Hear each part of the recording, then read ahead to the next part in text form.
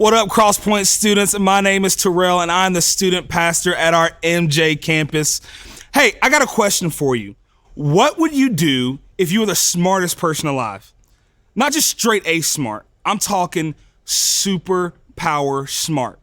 Me personally, I do something like cure cancer, invest in all the right stocks, and then buy some professional sports teams. Let me tell you about someone who had that kind of brain power. It's not Albert Einstein. It's not Elon Musk. You've probably never actually even heard of him. He had an IQ of almost 300, which was more than Einstein and Musk combined. His name was William James Sidis. By the time he was a year and a half old, he could already read. And by 11, he was already attending Harvard and speak 25 languages fluently. Tragically, he doesn't have the story we all think he would have. He was arrested at 21. He spent a year living under various fake names and had a truly difficult time connecting with other people. When we hear stories like William's, we tend to ask, how could you know so much and still not be successful in every way?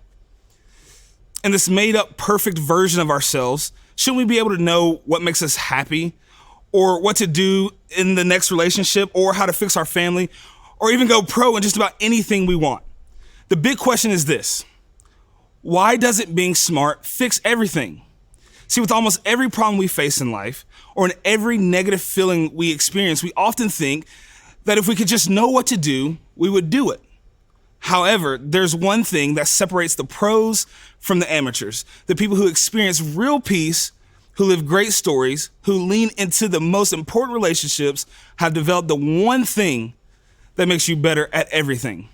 It's the thing that stands in the gap between what you know and what you do with what you know. How to apply what you know. When, where, and why to apply what you know. That one thing is called wisdom.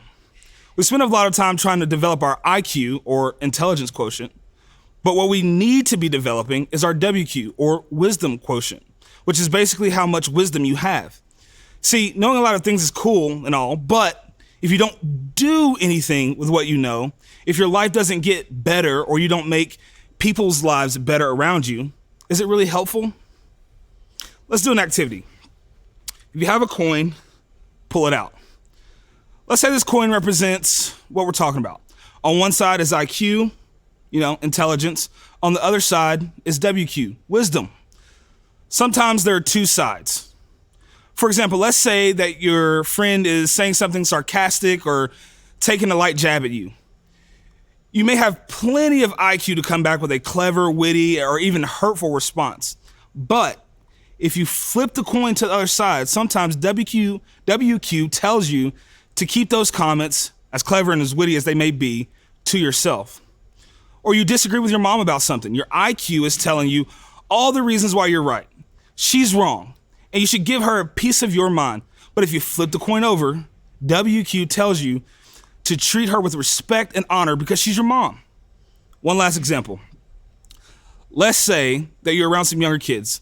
You know more because you're older. Your IQ would make it easy to correct them and to point out everything wrong they're saying or doing. But flip that coin over, your WQ tells you to leverage the fact that you're older to show kindness and grace to people who don't know as much.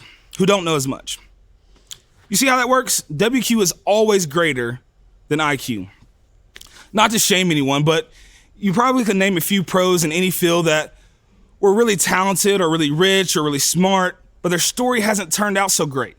They made a poor decision, said some unkind words, or started to feel entitled and stopped putting in the work to stay pro. Maybe if you're honest, you're a little worried that's becoming your story, or you're not sure how to make sure you stay focused on what's important in the future, or if that's you, just be sure to hang on.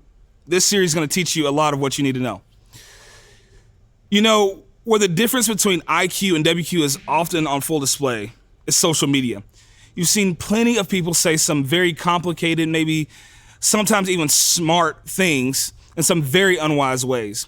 Ways that hurt and belittle others or cause division, ways that don't seem to be curious about learning, growing, or hearing someone's perspective. That's actually pretty much the opposite of wisdom.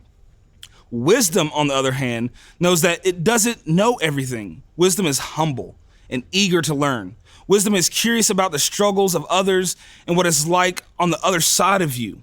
Is self-controlled and is willing to give up short-term pleasures today for long-term satisfaction tomorrow. Wisdom has experience and has come up clutch again and again. Wisdom is pro. Here's what's really amazing about WQ. We can all grow it, every single one of us. In fact, you have to if you're ever going to use it. And it's pretty much unlimited. People aren't born with an inability to be humble and teachable. That's a choice. Now, if there's a chance that wisdom really is the one thing that can make you better at everything, wouldn't it be amazing if we had direct access to one of the wisest people who ever lived?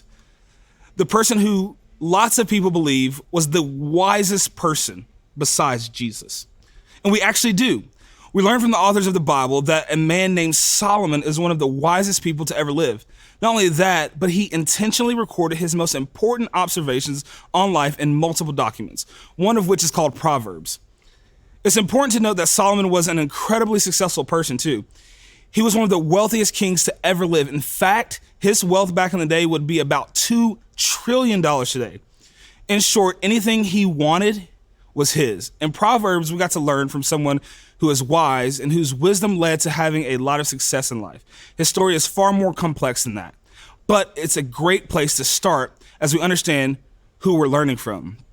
The best part of what he wrote is that Solomon tells us exactly where real wisdom begins, the starting point of where our story goes from amateur to pro. Here's Solomon's pro tip out of Proverbs 1:7. The fear of the Lord is the beginning of knowledge, but fools despise wisdom and instruction. Now, before your imagination takes you too far down the road of an angry God in the clouds, perhaps with arms folded, a deep scowl, and a lightning bolt in his hand, that we're supposed to be terrified of, let's pause on the word fear. Picture you just won dinner with your favorite celebrity in an Instagram or TikTok giveaway. For that hour or so, you're going to be locked in, hang on every word they say, totally attentive, asking tons of questions. And you will probably be at least a little nervous to be in their presence because of the weight of who they are. You're going to naturally honor them. It's not because you think they're going to judge you or harm you, but their presence carries weight with you. In this way, you fear them. In context, that's what fear is like here in Proverbs. It means to be in awe of or amazed by God. Is to honor and respect God, to be so blown away by God's greatness, power, and depth of love that for you, it's overwhelming. And when you respect and honor or fear God, you trust in God and grow. This mental, emotional, spiritual shift is everything. Think about it. If you are prideful or don't care about wisdom at all, when wisdom comes your way, do you think you'd be able to recognize it? Probably not.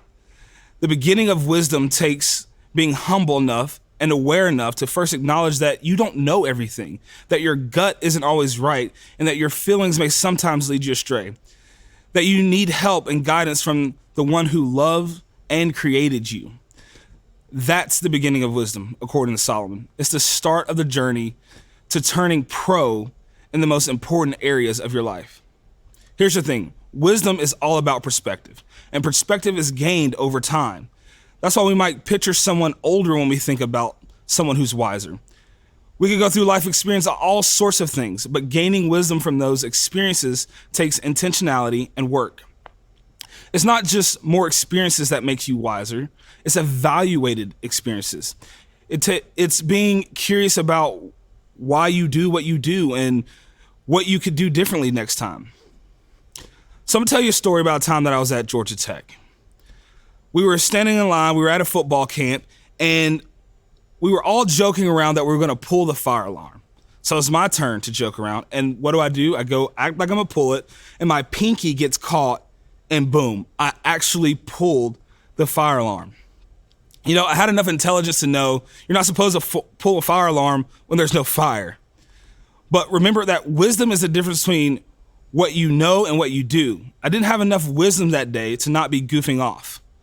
I didn't have enough wisdom to realize that I'd get kicked out of camp and that I've wasted my dad's money and I'm wasting resources by having emergency personnel show up to a place where there was no emergency.